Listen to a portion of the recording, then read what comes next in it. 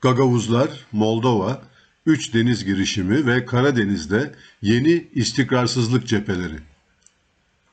Karadeniz, Adriyatik ve Baltık Denizi ile tarih boyunca Asya ile Avrupa arasında hem bir jeopolitik köprü hem de Asya ile Avrupa'yı birbirinden ayıran jeopolitik tampon olmuştur.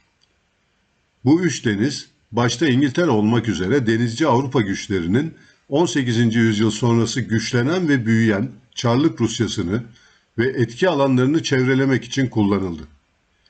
Halen de aynı vizyonla kullanılıyor. NATO'nun 2004'te aynı anda Karadeniz'de Romanya ve Bulgaristan üzerinden, Adriyatik'te Slovenya, Baltık'ta 3 Baltık Cumhuriyeti üzerinden genişlemesi bu çerçeveden de görülmelidir. Türkiye için Karadeniz, 2004'e kadar kolektif Batı tarafından kuşatılmadığı tek alan iken günümüzde bu durum değişmiştir. Tarihte Rusya üzerinden intikal ettirilen 300 bin ton silah ve cephane sayesinde Kurtuluş Savaşı'nın lojistik hattını oluşturan Karadeniz, savaş boyunca milli orduya güç sağlamış, 1936 yılında imzalanan Montreux Sözleşmesi sayesinde Türkiye'nin 2. Dünya Savaşı dışında kalmasını mümkün kılmıştır. Karadeniz, Soğuk Savaş boyunca da Ankara'nın dengeli politikaları sayesinde barış ve denge unsuru olmuştur. Bugün bu sağlıklı durum artık mevcut değildir. Jeopolitik vizyon. Soğuk Savaş, Amerika Birleşik Devletleri galibiyetiyle bitince neokon elitler, merkezi ve Doğu Avrupa'yı kontrol etmenin Avrasya'nın kalpgahını ve dolayısıyla dünyayı kontrol etmenin yolunu açacağının dayanılmaz çekiciliği içinde harekete geçtiler. Rusya'da Sovyetleri kurşun atmadan batıya teslim eden Gorbaçov'dan sonra Yeltsin'in iktidarda olması işlerini pek kolaylaştırdı. Aynı dönemde Rusya içinde bazı bölgelerin ayrılıkçılığı Amerika Birleşik Devletleri ve İngiliz istihbaratı sayesinde tavan yaptı. 2000 sonrası Putin iktidarı ile bu hareketler sona erdi.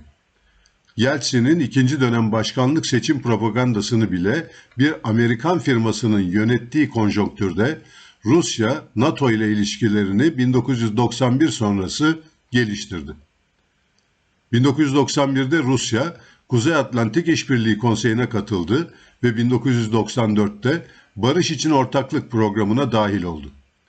İşte tam bu süreçte Ukrayna batısında bulunan Yavoriv üssünde NATO, Barış İçin Ortaklık girişimi altında yer edindi. Böylece Amerika Birleşik Devletleri ilk NATO merkezi ile Ukrayna'ya kancayı takmış ve 2004'teki Turuncu Devrim sonrası Karadeniz, Amerika Birleşik Devletleri ve NATO'nun genişleme stratejisinin odağına girmişti. Bu üs daha sonra Ukrayna'nın Rusya ile savaşmasına hazırlığın merkezi olacaktı. 1997'de imzalanan NATO-Rusya kurucu senedi ile NATO-Rusya Daimi Ortak Konseyi kurularak ilişkiler kurumsallaştırıldı. Bu arada Amerika Birleşik Devletleri aynı yıl Ukrayna ile NATO üzerinden Sea Breeze deniz tatbikatlarını başlattı. Bu çok uluslu tatbikat, görünüşte NATO'nun Barış İçin Ortaklık Programı çerçevesinde gerçekleştirilmekteydi. Tatbikatın amacı, Karadeniz'deki deniz güvenliğini arttırmak, katılımcı ülkeler arasında işbirliğini güçlendirmek ve birlikte çalışabilirliği geliştirmek olsa da, asıl amacı Amerika Birleşik Devletleri Avrupa Kuvvetleri ve Amerika Birleşik Devletleri Avrupa Deniz Kuvvetleri personelinin ülkede birlikte çalışma ortamını geliştirmek ve kurumsallaştırmaktı. Her sene yapılan bu tatbikatların sonuncusu 2021'de gerçekleşti.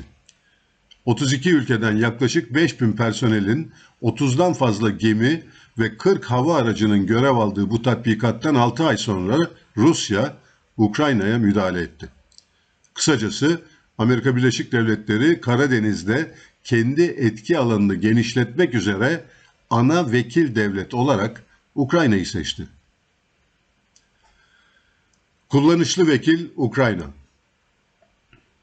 Rusya'ya mücavir olan bu ülkenin tarihi ve sosyolojik yapısı Truva atı olması için olağanüstü fırsatlar sunuyordu. Ülkenin batısı 2. Dünya Savaşı'nda Nazilerle işbirliği yapmıştı. Benzer şekilde Ukrayna'nın batısı Ortodoks Doğu'nun aksine Katolikti. 2004 ve 2014 turuncu devrimleri sayesinde Batı Ukrayna, Doğu üzerinde siyasi avantaj elde etti.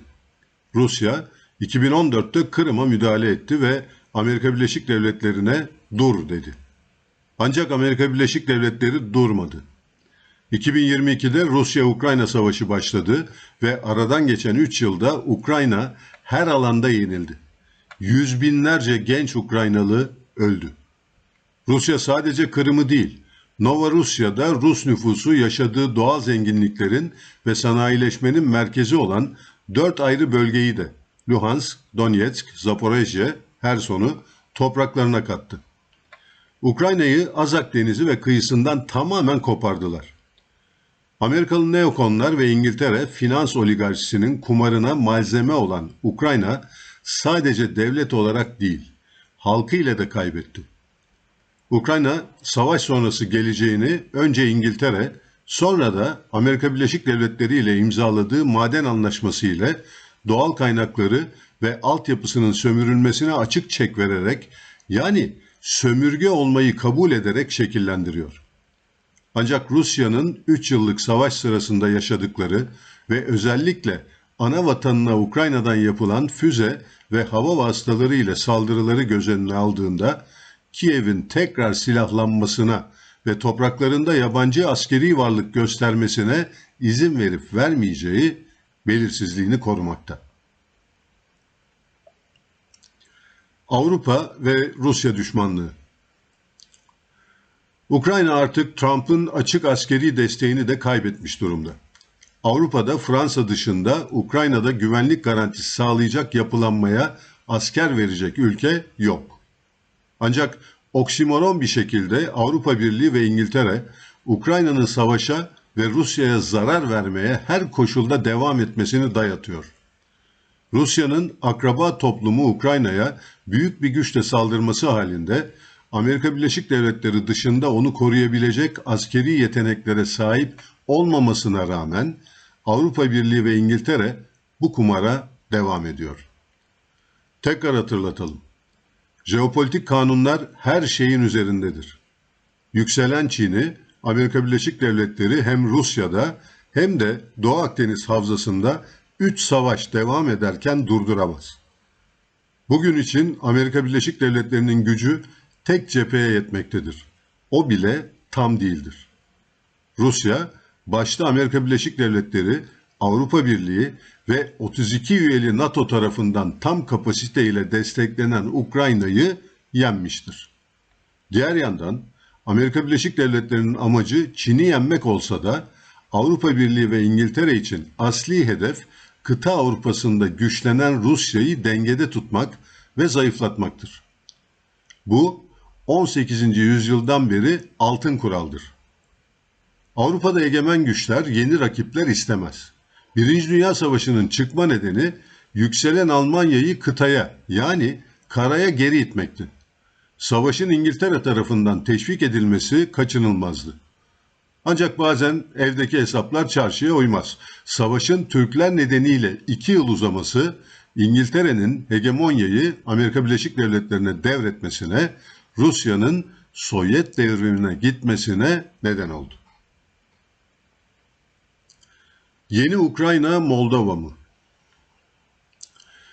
Bugün Amerika Birleşik Devletleri gerilerken, Avrupa Birliği ve İngiltere her alanda zayıflarken, Ukrayna-Rusya savaşı sona yaklaşıyor.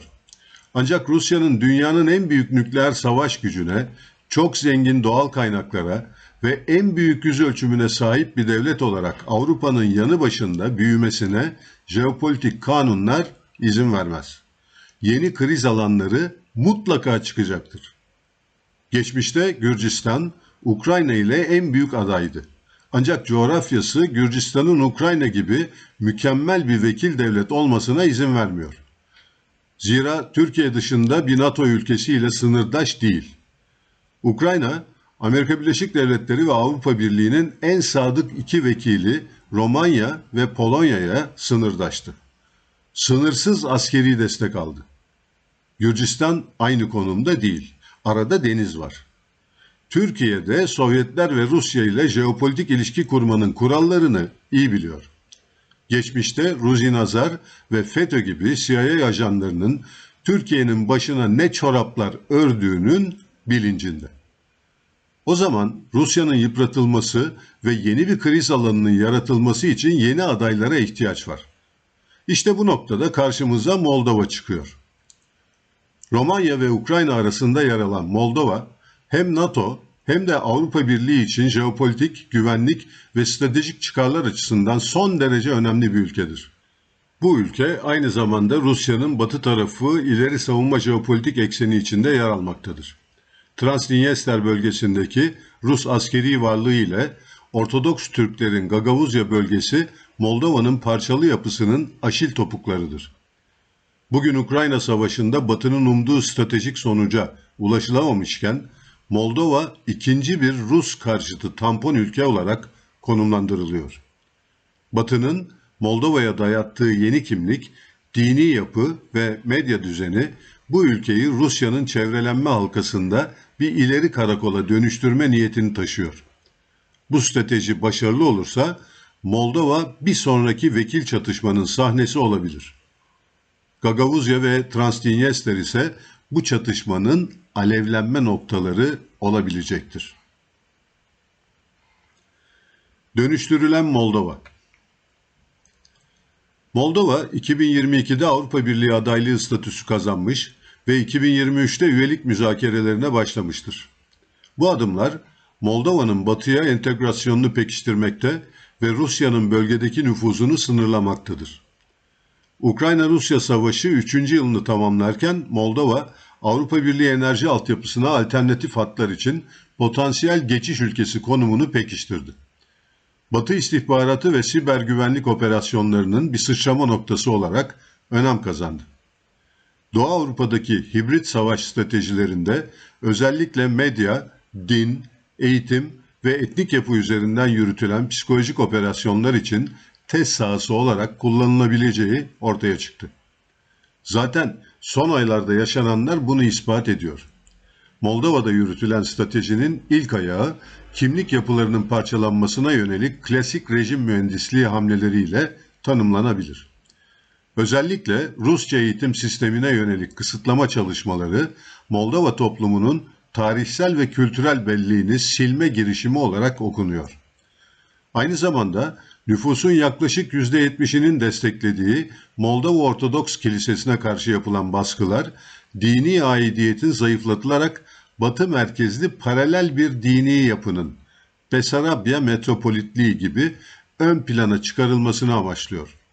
Bu, Ukrayna'daki Moskova Patrikhanesi'nin etkisini kırmak için kurulan Fener Patrikhanesi destekli Kiev Kilisesi stratejisinin Moldova versiyonudur. Bu arada hatırlatalım. İstanbul'da yaşayan Gagavuzların Türk Ortodoks Kilisesi yerine Fener Rum Ortodoks Kilisesi'ne gitmelerini anlamakta zorluk çekmekteyiz. 2022-2023 döneminde toplam 12 televizyon kanalının kapatılması ve bağımsız ya da Rusya'ya yakın duran yayın organlarının lisanssız ilan edilmesi, Moldova'da bilgi akışının tek merkezden kontrol edilmesine yönelik sert bir hamledir. Bu modelde doğrudan Ukrayna'da 2021'de başlatılan medya kapatma politikalarının aynısıdır. NATO ve Moldova. Diğer yandan Moldova'nın Avrupa'nın en verimli toprağı sayılan Çernozem tarım alanlarının kabaca %80'inden fazlası Uluslararası Finans ve Yatırım Grubu BlackRock'a satın alınan çiftçiler üzerinden devredilmiş durumda. Bu durum bile Moskova'nın hızla Batı'nın sömürgesine dönüşmesinin işaretlerini veriyor. Avrupa Birliği'nin Moldova'yı sınırlarına katma gayretleri, Moldova'nın bölgedeki Rus etkisini dengelemesini hedeflemektedir. Moldova'nın anayasasının 11. maddesi, ülkenin kalıcı tarafsızlığını garanti altına alırken, yabancı askeri güçlerin topraklarında konuşlanmasını yasaklasa da, NATO ile 1994'ten bu yana Barış için Ortaklık Programı çerçevesinde işbirliği sürmektedir. 2024'te Avrupa Birliği ile Güvenlik ve Savunma Ortaklığı Anlaşması imzalayarak istihbarat paylaşımı ve ortak askeri tatbikatlar gibi alanlarda işbirliğini de derinleştirmiştir. Avrupa Birliği veya NATO üyesi bir Moldova'da Rusya'nın işlerini vuracak silah sistemleri veya hava unsurları Rus stratejistleri için kabul edilemez. Bu durum başta Avrupa Birliği ve İngiltere için Rusya'nın yumuşak kanlı olarak sömürülmeye aday bir konudur. Moldova'da bugün olduğu gibi Batı yanlısı iktidarlar devam ettiği sürece NATO ve Amerika Birleşik Devletleri'nin Karadeniz'deki en sadık vekili ve müttefiki Romanya üzerinden Moldova'ya silah ve istihbarat unsurlarının akışı devam edecektir. Transnistria ve Gagavuzya. Moldova'da güneyde Türklerin hakim olduğu Gagavuz yani Gökoğuz özerk bölgesi, Dinyester doğusunda da 200 bin Rus azınlığın yaşadığı Transdinyester, Pridnestrovya Cumhuriyeti mevcuttur. Transdinyester bölgesinin 1500 askere sahip Rus birliği koruması altında Rusya dışında başka bir devlet tarafından tanınmayan bağımsız bir devlet olduğunu hatırlatalım. Öte yandan 28 Şubat 2024'te Transdinyester Kongresi Moldova'nın baskılarına karşı koruma talebiyle Rusya'ya resmen başvurma kararı almıştı. Gagavuz bölgesi fiziksel olarak küçük olsa da Romanya, Moldova, Ukrayna üçgenindeki jeopolitik önemi yüksektir. Gagavuzlar Ortodoks Hristiyan olmalarına rağmen Türk kökenli ve Türkçe konuşan bir topluluktur. Bu durum Türkiye için Batı'ya Türk kimliğinin İslam dışında da var olduğunu gösteren önemli bir fırsat sunar. Gagavuzya, Moldova'nın Ukrayna ve Karadeniz limanlarına açılan kapısıdır. Enerji nakil hatları, tarım ve transit ticaret için kritik bir geçiş noktasıdır. Transnistria gibi ayrılıkçı değil, anayasal özerk bir bölge olması, Moldova'nın üniter yapısı içinde kırılgan ama merkezi bir role sahip olmasını sağlar.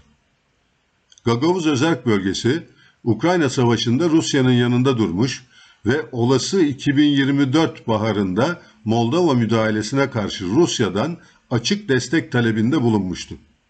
Diğer yandan 25 Mart 2025'te Gagavuz Özerk Bölge Başkanı Bayan Evgenia Gutul, Kişinev Havalimanı'nda seçimlerde Rusya'dan 3 milyon dolar para aldığı ve sahtecilik yaptığı suçlamalarıyla gözaltına alınarak Moldova'nın en kötü hapishanesine gönderildi.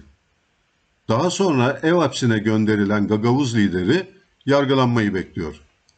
Bu olaydan kısa süre sonra 14 Nisan 2025'te Moldova Anayasa Mahkemesi Gagavuz Halk Meclisi'nin bölgenin başsavcısını atama etkisini iptal ederek yeni bir krizi başlattı. Gagavuzya'daki etnik ve siyasi hassasiyetler merkezi hükümetin politikalarıyla çatışma potansiyeli taşıyor. Gagavuzya, Rusya yanlısı eğilimleri ve Hristiyan Ortodoks kimliğiyle Moldova'nın batı çizgisine zorlanmasına direnç oluşturan bir cephe. Buraya yönelik baskılar, bölgenin ayrılıkçılıkla suçlanarak şeytanlaştırılması ve sonrasında askeri ya da polisiye yöntemlerle kontrol altına alınmasını içerebilir. Bu da Nazi ağırlıklı Kiev yönetiminin 2008 sonrası Donbas'ta uyguladığı modeli çağrıştırıyor. Türkiye ise 1994 yılında kurulmasına büyük destek verdiği Gagavuzya'nın başkenti Komrat'ta başkonsolosluğa sahip olduğu halde özerk bölgede yaşananlara sessiz kalmıştır. Dışişleri Bakanlığı her iki olayda da basın açıklaması yapmamıştır. Rusya ise Gagavuzya'da yaşanan gelişmelere devlet düzeyinde en üst perdeden tepki vermiştir.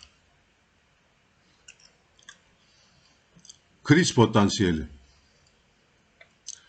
Transnistria sorunu ile Soğuk Savaş'ın bitmesinden bu yana gergin olan Rusya-Moldova ilişkileri Gagavuzya'da yaşanan olaylarla daha da gergin hale geldi. Moldova hem NATO'nun gözüne girmek hem de Avrupa Birliği üyesi olmak için büyük gayret sarf ediyor. Romanya'nın Moldova ile ortak Latin kökenli etnik bağlarının varlığı ve geçmişte siyasal bütünlük dönemlerinin 1918 sonrası Romanya ile birleşme kararı gibi mevcudiyeti göz önüne alınırsa Karadeniz'deki baş Amerikan vassalı Romanya'nın yanına yakın akrabası Moldova'yı alarak Transnistria bölgesinde Rusya'yı kışkırtmak için yeni bir süreci başlatması sürpriz olmaz.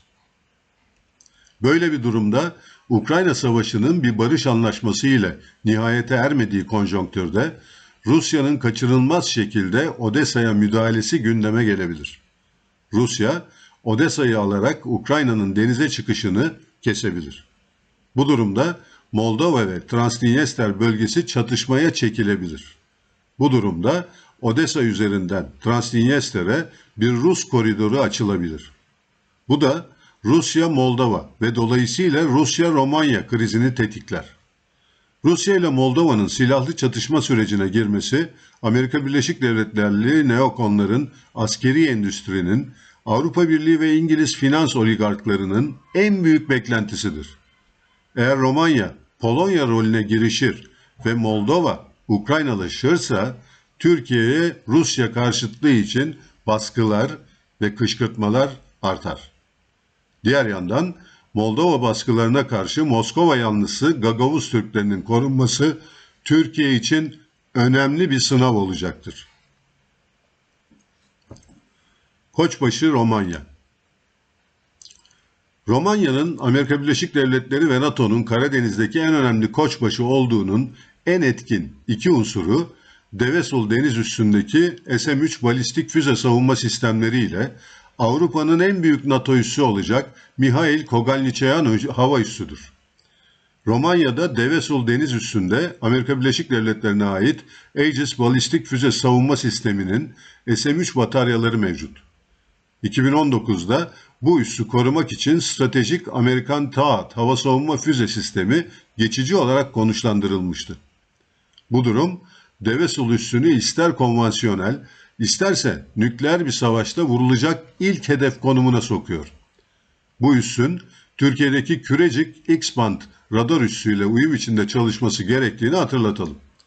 Dolayısıyla Kürecik radarı da vurulacak ilk hedefler arasındadır.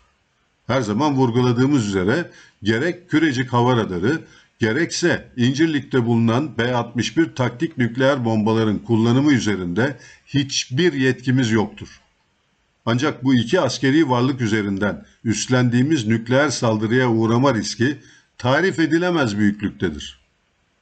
Rusya ile bir yandan ülkemizdeki ilk nükleer enerji santralini inşa ediyoruz. Diğer yandan İncirlik'te Rusya'ya karşı kullanmak üzere Amerikan B-61 nükleer bombalarını tutuyoruz. Halen Amerikan ve NATO askerleri dahil 5000 askerin görev yaptığı Mihail Kogalniceanu hava üssü, Almanya Ramstein'de bulunan Amerika Birleşik Devletleri NATO ortak hava üssünün yerini alacaktır. Hava üssünün genişlemesi devam ediyor.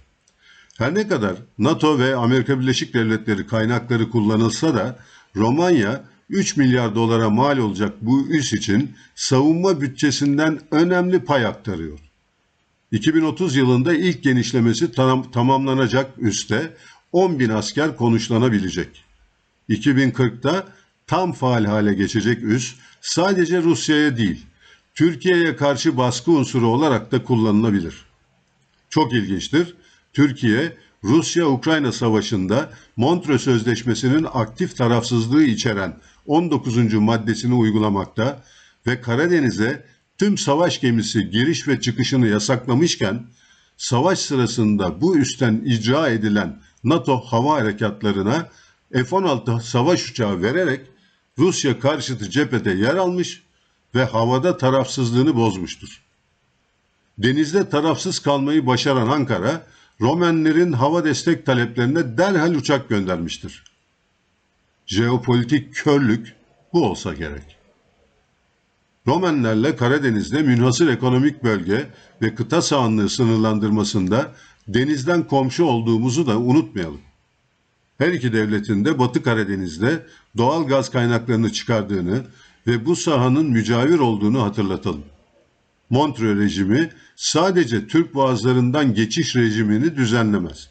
Aynı zamanda Karadeniz'de denge ve istikrarı koruyan bir güvenlik rejimidir. Bu rejimin sahibi ve uygulayıcısı biziz.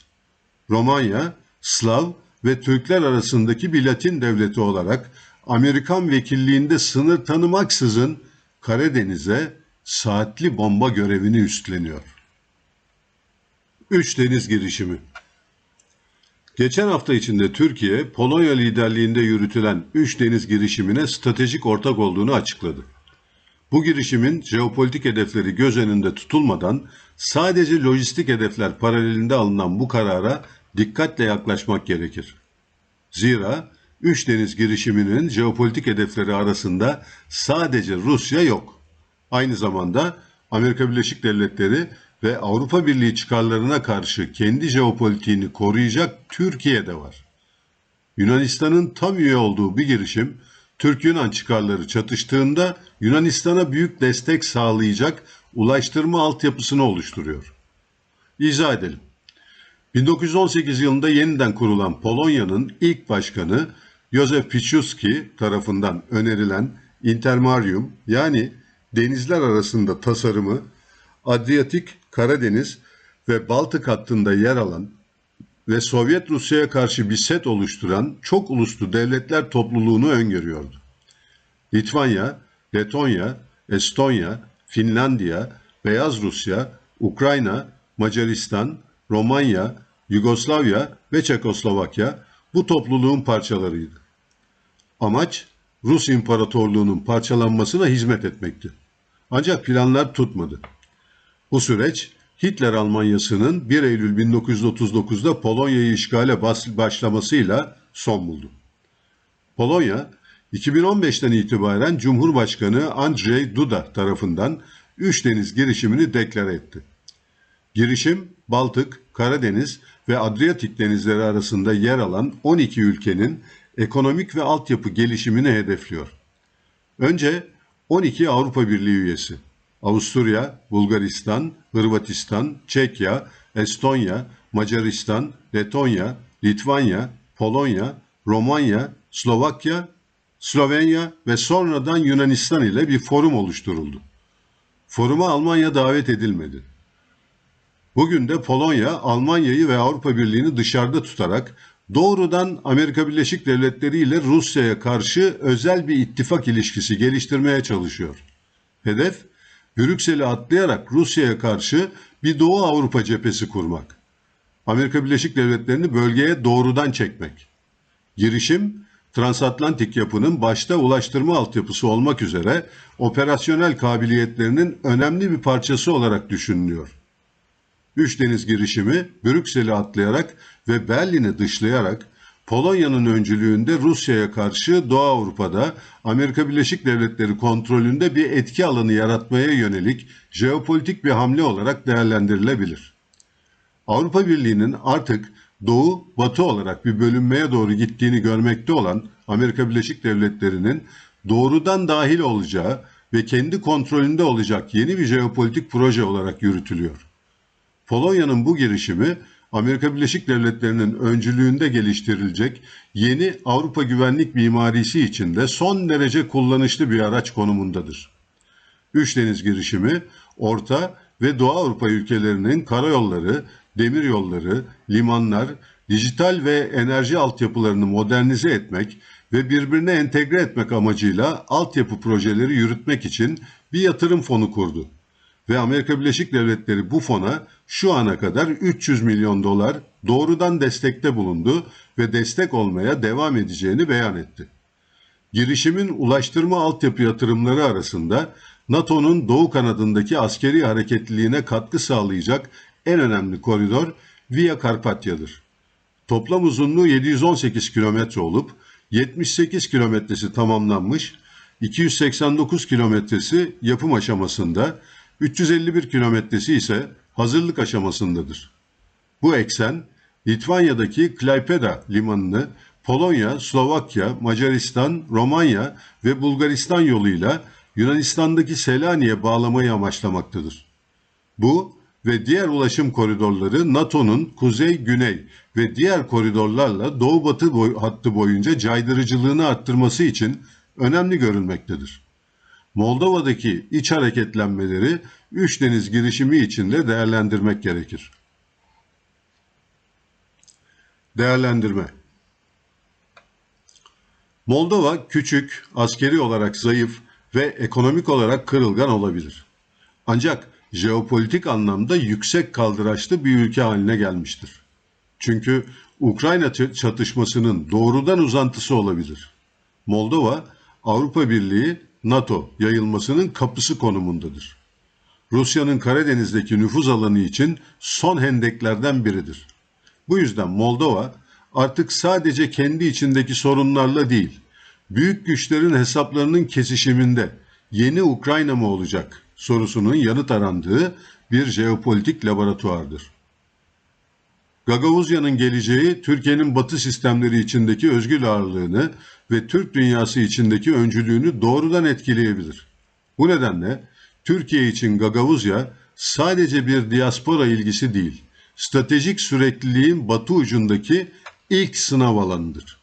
Bu çerçevede Türkiye'nin Gagavuzya'daki somut adımları, dış politika araçları ve kriz refleksleri yalnızca sembolik değil, jeopolitik sonuçlar üretmeye adaydır. Sorulması gereken soru, Türkiye Gagavuzya'da sadece bir azınlığı mı savunuyor, yoksa Karadeniz'deki jeopolitik varlığını mıdır? Batı'nın gözünde revizyonist mi, yoksa dengeleyici mi olacaktır?